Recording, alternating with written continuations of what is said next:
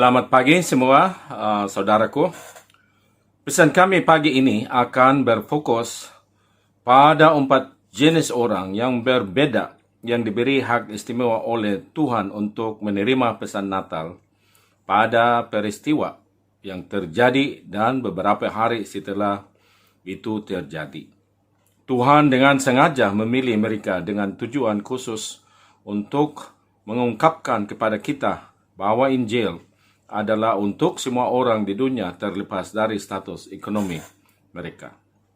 Karena Tuhan begitu mencintai dunia sehingga Dia memberikan anaknya yang tunggal sehingga siapapun yang percaya kepadanya tidak akan binasa tetapi memiliki hidup yang kekal.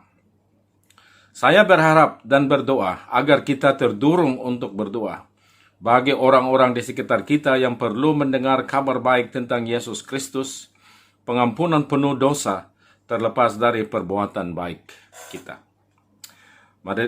Mari kita serahkan ini kepada Tuhan dalam doa.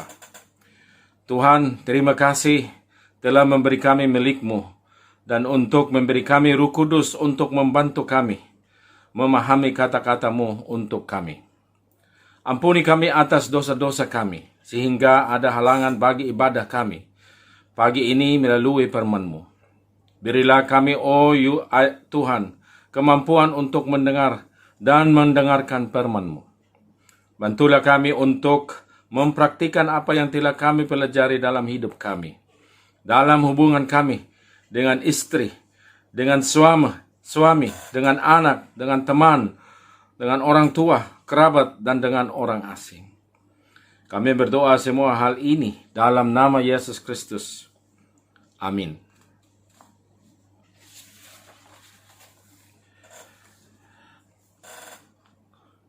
Jenis 1. Para gembala. Dari Lukas pasal 2 ayat 8 sampai 18. Di wilayah yang sama ada beberapa pengembala yang tinggal di ladang dan mengajak kawanannya di malam hari. Dan seorang malaikat Tuhan tiba-tiba berdiri di dekat mereka, dan kemuliaan Tuhan bersinar di sekitar mereka, dan mereka sangat ketakutan.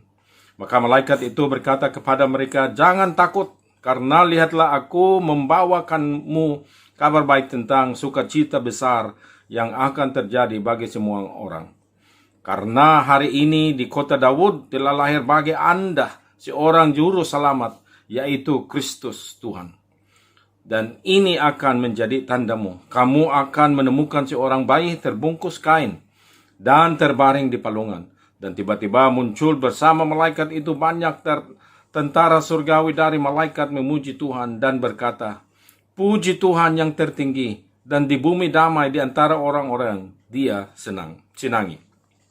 Ketika para malaikat telah pergi dari mereka ke surga, para gembala mulai berkata satu sama lain, 'Mari kita langsung pergi ke Bethlehem. Kalau begitu, dan lihat hal yang telah terjadi, yang telah diberitakan tahukan Tuhan kepada kita.' Dan mereka datang dengan tergesa-gesa dan menemukan jalan mereka kepada Maria dan Yusuf dan bayi itu ketika dia berbaring di palungan. Ketika mereka telah melihatnya, mereka memberitahukan pernyataan yang telah diberitahukan kepada mereka tentang anak ini. Dan semua orang yang mendengarnya takjub akan hal-hal yang diberitahukan oleh para gembala kepada mereka. Siapa para gembala itu? Gembala adalah orang yang sangat penting baik dalam perjanjian lama dan baru. Mereka bertanggung jawab untuk berternak domba, tidak hanya untuk mata pencaharian mereka, tetapi juga untuk sistem korban yang dirancang untuk korban penebusan seperti diwajibkan oleh hukum. Abraham, bapa bangsa Yahudi, adalah seorang gembala yang kaya. Dalam Kejadian 13, dia digambarkan memiliki banyak ternak, kawanan dan kawanan domba. Salah satu tokoh terkemuka dalam perjanjian lama adalah Musa. Keluaran 3, sementara itu Musa sedang menggembalakan kawanan mertuanya Yitro. Gembala terkenal lain adalah Daud menurut 1 Samuel 17 yang merawat kawanan ayahnya sebelum dia diurapi sebagai Raja Israel kedua. Semuanya terkait dengan perdanganan, penggembalaan dan berpengaruh di bangsa Israel. Dalam Mazmur 23, Tuhan digambarkan sebagai orang gembala. Tuhan adalah gembalaku. Tuhan berbicara dalam Yehezkiel 34:12 berkata, seperti gembala mencari domba-dombanya pada hari ia berada di antara kawanannya yang tercerai-berai, demikian aku akan mencari kawananku. Aku akan menyelamatkan mereka dari semua tempat di mana mereka telah tersebar di hari yang mendung dan gelap. Jadi pertanyaan selanjutnya adalah, mengapa Tuhan memilih para gembala untuk menjadi yang pertama mengetahui kelahiran Mesias selain Yusuf dan Maria? Untuk alasan sederhana saya percaya bahwa Mesias juga dikenal sebagai gembala terbesar dari semuanya. Sebagaimana ia menyebut dirinya sebagai gembala yang baik dalam Yohanes 10 ayat 11, sebagai lawan dari para gembala palsu Israel, para gembala munafik Israel, para pemimpin agama, Farisi, Saduki, dan imam. Tuhan memiliki cara khususnya untuk memberi nilai dan arti penting bagi orang-orang yang tampaknya tersisih dan rendah dalam masyarakat. Sekali lagi itu adalah tindakan kasih karunia di pihak Tuhan untuk diperhatikan. Diperhatikan orang-orang yang bukan termasuk kelompok elit masyarakat. Pencipta alam semesta memiliki hatinya untuk setiap orang tanpa memandang status ekonominya. Pesan yang sama berlaku untuk kita. Pesan pengampunan dosa, pengharapan, dan penebusan harus dilakukan ke seluruh dunia tanpa memandang status ekonomi dalam budaya saat ini. 1. Pesan yang diberikan kepada mereka. Lukas pasal 2 ayat 10-12. Maka malaikat itu berkata kepada mereka, jangan takut, karena lihatlah aku membawakanmu kabar baik tentang sukacita besar yang akan terjadi bagi semua orang. Karena hari ini di kota Daud telah lahir bagi Anda seorang juru selamat, yaitu Kristus Tuhan. Dan ini akan menjadi tandamu. Kamu akan menemukan seorang bayi terbungkus kain dan terbaring di palungan. Seperti yang dijelaskan malaikat itu adalah kabar baik tentang sukacita yang besar bagi semua orang. Ini adalah pesan yang benar-benar ditunggu-tunggu oleh dunia. Ini adalah pesan yang dapat kita telusuri kembali ke Kejadian 3 ayat 15. Dan aku akan membuat musuh tentang Anda dan wanita itu, dan dari keturunanmu dan keturunannya. Dia akan meremukkan kepalamu, dan kamu akan meremukkan tumit dia. Ini adalah pesan yang sama yang diberikan oleh Tuhan kepada Adam dan Hawa tepat setelah ketidaktaatan mereka yang disengaja terhadap perintah untuk tidak memakan buah terlarang dari pengetahuan tentang yang baik dan yang jahat. Setelah ribuan tahun, akhirnya Tuhan dalam waktunya yang sempurna menyediakan juru selamat yang akan menghapus dosa seluruh dunia. Maka pesan Natal telah terungkap jauh sebelumnya di halaman sejarah. Tidak heran ini adalah perayaan terbesar yang bisa dirayakan dunia. Tidak heran itu tidak pernah usang. Tak heran ada kegembiraan yang luar biasa.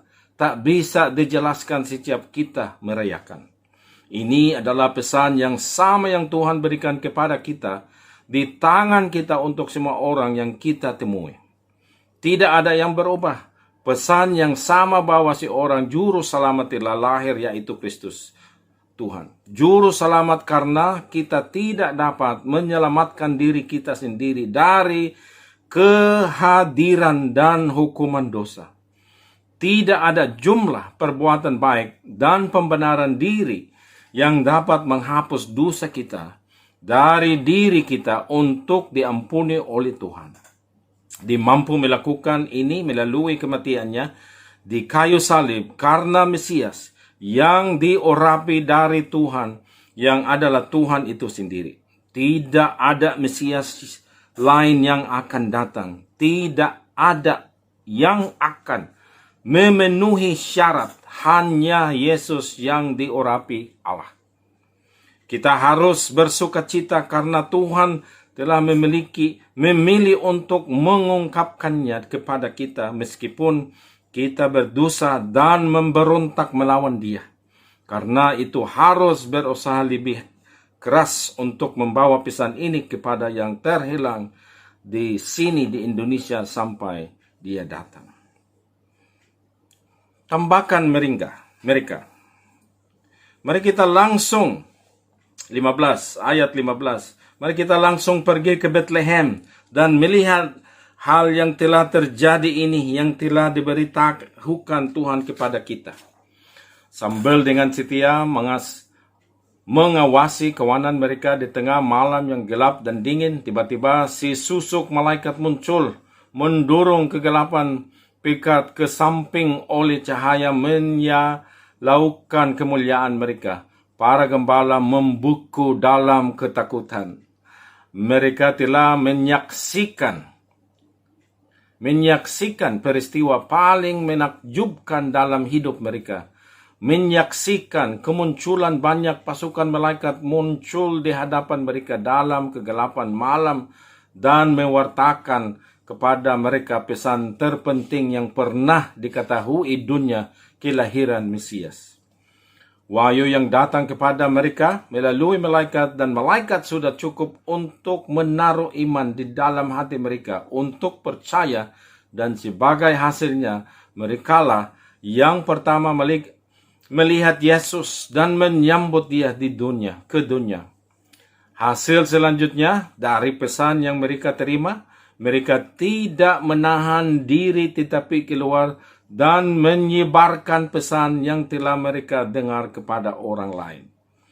Apa hasilnya setiap kali ini mengalami kebaikan Tuhan dalam hidup kita dan keselamatan yang kita terima darinya?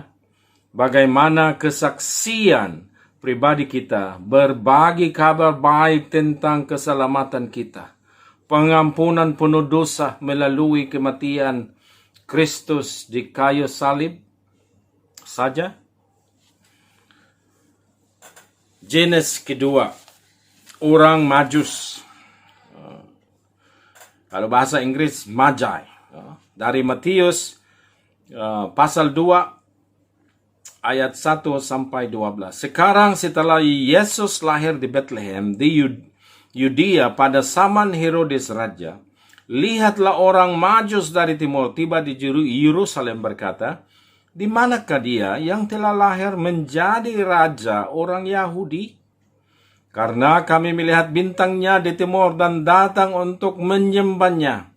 Ketika Raja Herodes mendengar hal ini, dia gelisah dan seluruh Yerusalem bersamanya.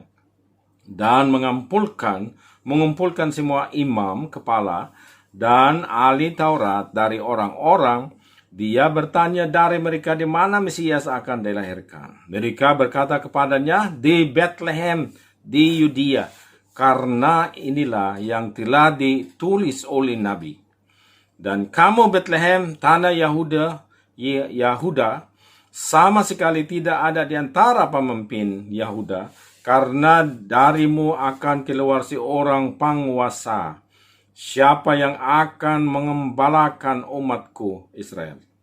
Kemudian Herodes diam-diam memanggil orang-orang Majus dan menentukan dari mereka waktu yang tepat bintang itu muncul. Dan dia mengirim mereka ke Bethlehem dan berkata, pergi dan selidiki anak ini dengan cermat.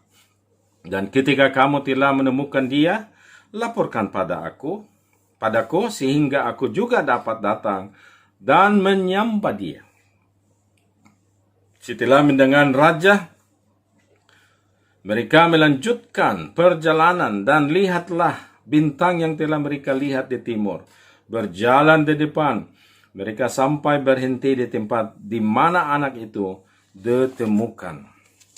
Ketika mereka melihat bintang itu, mereka sangat gembira dengan sukacita. Dan setelah mereka masuk ke dalam rumah, mereka melihat anak itu bersama ibunya Maria, dan mereka jatuh dan menyembah dia.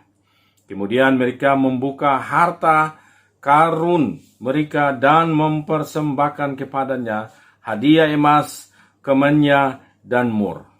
Dan setelah diperingatan oleh Tuhan dalam mimpi untuk tidak kembali ke Herodes, orang Majus pergi ke negara mereka sendiri dengan cara lain. Siapa yang Majus ini? Seperti yang dikatakan Matius, orang-orang ini disebut orang Majus. Sederhana sebagai orang bijak dari timur. Nomor spesifik mereka tidak diberikan oleh Matius. Jadi tidak pasti atau dapat diandalkan. Mereka bukanlah raja dari timur. Mereka baru saja disebut sebagai orang Majus dari timur. Satu-satunya detail yang Matius berikan kepada kami bahwa mereka melakukan perjalanan dari timur melalui bintang ani yang membawa mereka ke Yerusalem, di mana mereka menemukan Yesus bersama Yusuf dan Maria. Kebanyakan sarjana Alkitab akan mengatakan bahwa mereka berasal dari Babilonia. Mereka adalah kelompok orang yang mempelajari bintang-bintang yang sangat dipengaruhi oleh tulisan Daniel dalam kitab Daniel. Jadi mereka mempelajari bintang lepas dari mencari ramalan ilahi untuk ditaati dan diikuti. Mereka telah menghabiskan banyak waktu untuk mempelajari ilmu bintang dan nubuatan Alkitab via Daniel dan nabi yang Yahudi lain yang juga dipelajari oleh Daniel. Pengaruh unik dari Daniel yang tidak hanya melayani Nebukadnezar tetapi juga meluas hingga masa Cyrus, mungkin menjadi kekuatan pendorong pencarian orang Majus untuk munculnya bintang ini yang tanpa ragu. Mereka mengklaim bahwa itu menandakan kelahiran Raja Israel, seperti yang disebutkan dalam ayat 2 dari Matius 2, di manakah dia yang telah dilahirkan menjadi Raja orang Yahudi? Karena kami melihat bintangnya di timur dan datang untuk menyembahnya. Perjalanan 800 mil jauh mengungkapkan komitmen mereka untuk mencari Raja Israel yang dinubuatkan dan datang untuk menyembah dia dengan hadiah yang berharga. Inilah penyembah sejati Tuhan yang hidup, yang melalui kitab suci dan ilmu pengetahuan mereka dengan sabar menunggu, dan ketika kemunculan bintang yang ditunggu muncul, mereka segera mengemasi barang-barang mereka dan menuju ke Yerusalem. Pesan yang diberikan kepada mereka sederhana dan jelas, karena kami melihat bintangnya di timur dan datang untuk menyembahnya. Cari tanda di langit, akan muncul bintang unik.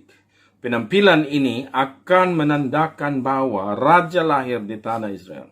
Mereka sama sekali tidak memiliki keraguan dalam pikiran mereka bahwa ini dia. Ini adalah bintang yang kami tunggu-tunggu. Studi mereka selama bertahun-tahun akhirnya membuahkan hasil, dan tahun-tahun menunggu dan belajar mereka dibalas oleh Tuhan. Pesan kedua bagi mereka adalah datang dan menyembah Raja. Meski dalam budaya itu seringkali Raja dianggap sebagai Tuhan, tetapi ini benar jika orang yang menyembah adalah subjek langsung dari Raja atau kaisar, seperti dalam kasus kerajaan Romawi yang sedang berkuasa pada saat itu. Kaisar dianggap sebagai salah satu dewa yang wajib disembah oleh rakyatnya atau tidak. Tetapi orang bijak berasal dari timur dan kemungkinan besar tidak berada di bawah kerajaan Romawi. Hal ini diperkuat lebih lanjut oleh ayat 8 di mana Herodes mengatakan kepada mereka bahwa dia Allah akan menyembah dia juga jika mereka akan menemukannya. Bagi orang-orang terpelajar ini, pesan Tuhan Yesus Kristus sangat jelas. Dia adalah Raja Allah yang akan lahir di tanah Israel, khususnya di kota Daud, yaitu di Yerusalem. Menurut pesan tersebut, mereka akan mencari bintang unik untuk muncul. Begitu tampaknya mereka harus pergi dan menyembah dia sebagai Tuhan dan Raja. Ketika tanggapan mereka, ketika mereka melihat bintang yang unik, mereka segera mengemasi barang dan hadiah mereka untuk datang dan mencari Raja Israel. Terlepas dari jarak jauh 800 kilometer satu arah dan bahaya para perampok dan pencuri jalan, mereka mengesampingkan ketakutan mereka dan pergi mencari Raja Dewa yang baru lahir. Mereka menanggapi dengan sederhana dengan tekad cepat untuk datang dan menyembah Raja dengan kehadiran dan hadiah mereka. Jenis ketiga, Raja Herodes. Dari Matius 2 ayat 3 sampai 6. Ketika Raja Herodes mendengar hal ini, dia gelisah dan seluruh Yerusalem bersamanya, dan mengumpulkan semua imam kepala dan ahli Taurat dari orang-orang. Dia bertanya dari mereka di mana Mesias akan dilahirkan. Mereka berkata kepadanya, di Bethlehem di Yudea, karena inilah yang telah ditulis oleh Nabi. Dan kamu Bethlehem, tanah Yehuda, sama sekali tidak ada antara para pemimpin Yehuda, karena darimu akan keluar seorang penguasa, siapa yang akan mengembalakan umatku Israel. Kemudian ayat 7, kemudian Herodes diam-diam memanggil orang-orang Majus dan menentukan dari mereka waktu yang tepat bintang itu muncul. Dan dia mengirim mereka ke Bethlehem dan berkata, pergi dan selidiki anak itu dengan cermat. Dan ketika kamu telah menemukan dia, laporkan padaku, sehingga aku juga dapat datang dan menyembah dia. Siapakah Herodes? Herodes adalah Raja Israel yang dilantik Romawi. Seorang Raja Israel yang sangat egois dan tidak aman. Siapapun yang akan dianggap sebagai ancaman bagi kerajaannya tidak pantas untuk hidup. Pria yang sangat jahat terus terang. Dia mencoba memikat orang Majus untuk kembali padanya sehingga dia bisa menyembah raja ketika dia ditemukan oleh orang bijak. Tetapi ketika dia melihat bahwa orang bijak tidak kembali, dia segera memerintahkan eksekusi semua anak-anak laki dari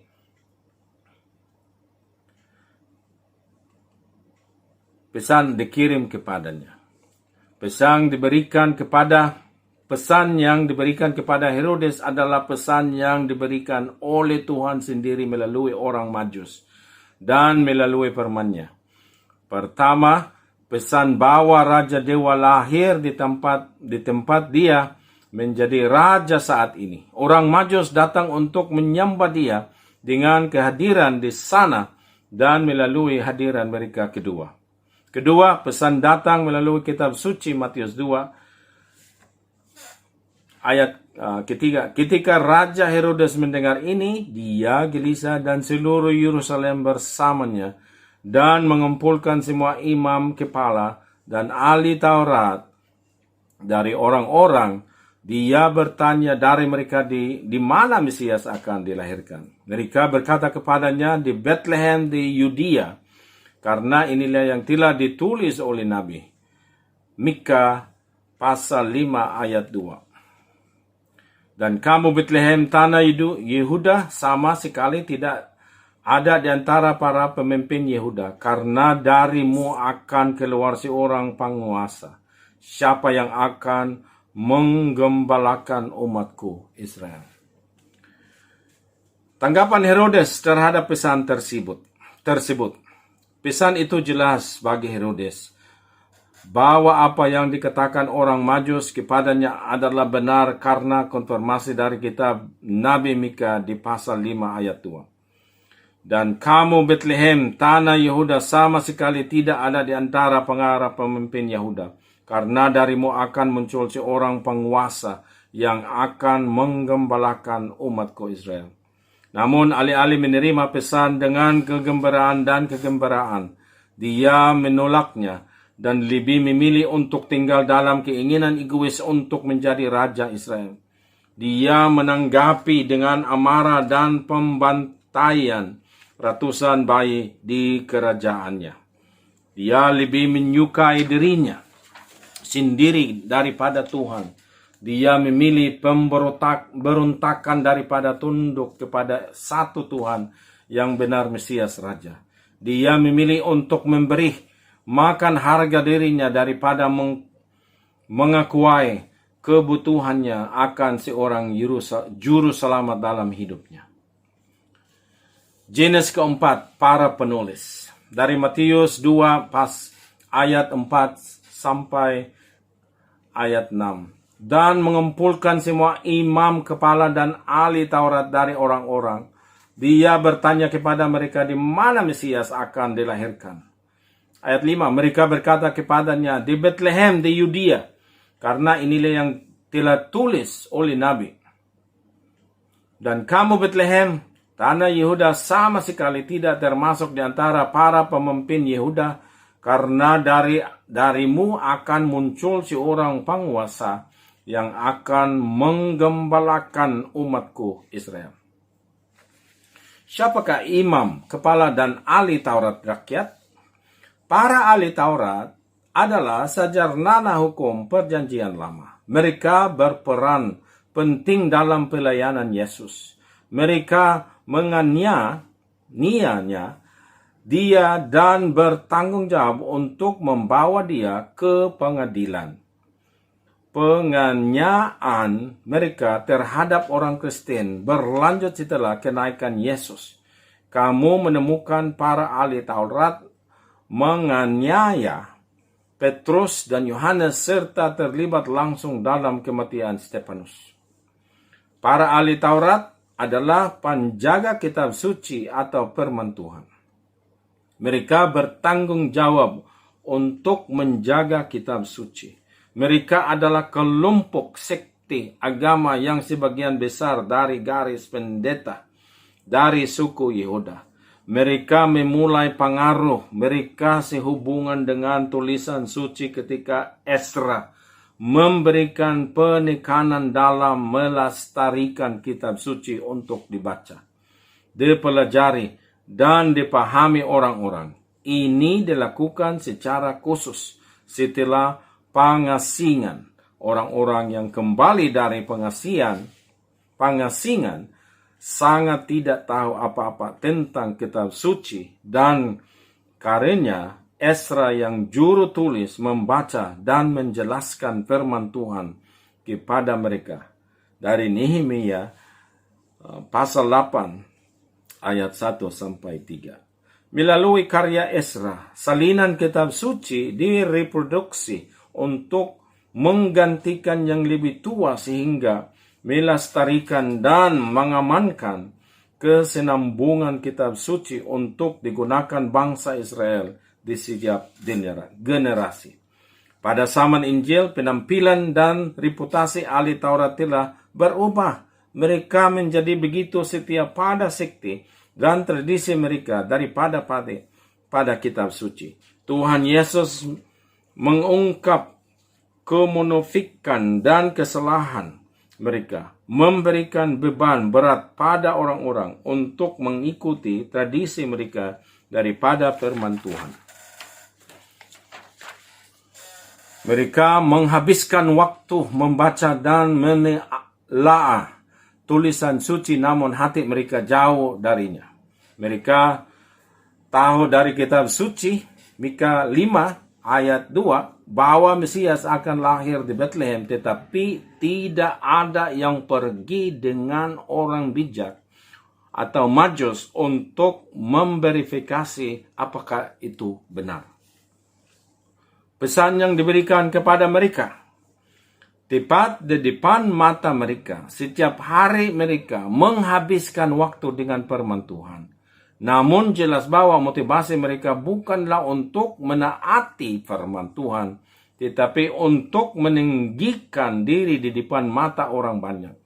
Mereka memproyeksikan sikap lebih suci darimu di hadapan Tuhan dan manusia. Upaya mempelajari firman Tuhan menjadi sarana untuk menampilkan diri mereka sebagai suci dan benar di hadapan Tuhan. Mereka diberi kesempatan ketika Herodes memanggil mereka untuk menunjukkan kepadanya di dalam kitab suci di mana Mesias akan lahir. Mereka tahu persis tempatnya, Bethlehem di Yerusalem. Mereka diminta untuk menanyakan lebih lanjut apakah ini benar. Tanggapan mereka berdasarkan kitab Matius di pasal 2, tampaknya muncul dua tanggapan. Satu adalah mereka dengan sengaja mengabaikan fakta bahwa Tuhan memberi mereka kesempatan untuk pergi bersama orang Majus untuk mencari Mesias yang telah lahir. Mereka memiliki pengetahuan yang benar tentang firman Tuhan. Namun mereka gagal untuk bertindak berdasarkan itu. Kedua, mereka lebih takut pada Herodes daripada Tuhan. Mereka memilih untuk memajukan agenda pribadi mereka, disukai oleh Herodes daripada agenda Tuhan dan umatnya. Banyak orang dan orang Kristen juga termasuk dalam klasifikasi ini. Pesan dari Tuhan melalui firman-Nya jelas tetapi tetap sebagai pengetahuan saja, tidak pernah menghasilkan keputusan yang mengubah hidup untuk kemuliaan Tuhan. Kesimpulan, Tuhan secara konsisten menjangkau setiap kelompok orang di dunia. Mereka adalah para gembala, hanya orang-orang yang tampak biasa saja di mata masyarakat, tetapi Tuhan memiliki mereka di dalam hatinya. Mengelurkan kebaikan dan kasih karunia-Nya agar mereka memiliki kesempatan untuk bertobat dari dosa-dosa mereka dan percaya kepada Kristus, kepada Yesus Kristus sebagai juru selamat mereka. Ada orang-orang seperti Herodes yang meskipun jahat,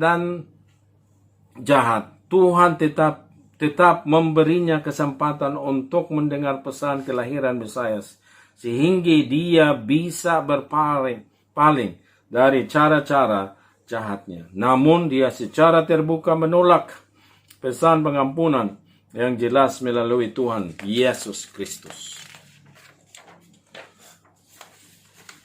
Beberapa orang bahkan datang dari pelosok dunia yang hatinya terus mencari dan menunggu kesempatan untuk mendengar pesan pengharapan seperti orang Majus. Tangan Tuhan tidak pernah pendek untuk menjangkau mereka untuk pesan keselamatan. Ketika Tuhan membuka jalan bagi mereka untuk melihat kebenaran, mereka mengejarnya sampai mereka memiliki pengampunan dan penerimaan Tuhan. Dan cukup banyak orang yang telah mengenal firman Tuhan selama bertahun-tahun, namun mereka dengan sengaja merindukan untuk memahami pesan pengharapan melalui Tuhan Yesus Kristus. Para ahli Taurat, meskipun mereka mengabdikan diri untuk mempelajari firman Tuhan, tetapi gagal untuk melihat tangan belas kasihan dan anugerah Tuhan merundukan berkat kehidupan kekal. Pesan Natal sederhana namun mendalam. Kristus Yesus Tuhan datang untuk menawarkan pengampunan dosa melalui kematiannya di kayu salib. Itu adalah pesan yang kami anggap berharga. Sebuah pesan yang dengannya kita dapat memberi pengaruh dalam kehidupan banyak orang yang kita temui, apakah mereka gembala, Raja Herodes, orang Majus, atau pemimpin agama di zaman kita. Kedua Petrus pasal 3 ayat 9. Katakan Tuhan tidak kendur mengenai janjinya, karena beberapa orang menganggap kelambanan. Tetapi panjang sabar itu kita lingkungan tidak ingin ada yang binasa, tetapi semua harus datang pada pertobatan. Hanya istilah ini dalam kemitraan kami membawa orang kepada Kristus. Kami memiliki 11 keputusan keselamatan dari kelas Zoom bahasa Inggris kami. Sekitar 200 orang dapat mendengar Injil selama 10 minggu. 25 orang mengikut 9 kelas pemuridan di mana mereka telah mempelajari Alkitab secara mendalam. Kami berdoa agar mereka mulai membagikan Injil kepada kerabat dan teman mereka. Kami juga berdoa agar mereka mulai memuridkan orang percaya lain di dalam gereja lokal mereka secara satu persatu atau kelompok pemuridan kecil. Sekali lagi kami ingin mengucapkan terima kasih atas doa Anda bersama kami dan juga mendorong Anda untuk mengundang lebih banyak siswa untuk kelas Inggris online dan pemuridan. Marilah kita semua terus meminta Tuhan untuk membantu kita menjangkau lebih banyak jiwa bagi Kristus. Selamat Natal untuk semua dan tahun baru gratis yang sejahtera. Mari kita berdoa penutup. Terima kasih Tuhan, Bapa Tuhan di surga, karena telah mencintai kami dan memberi kami makan dengan kata-katamu. Bantu kami minggu ini untuk hidup untukmu. Terima kasih telah menjaga kami tetap aman melalui pandemi dan dari bahaya apapun. Dalam nama Yesus Kristus yang paling indah, kami berdoa. Amin.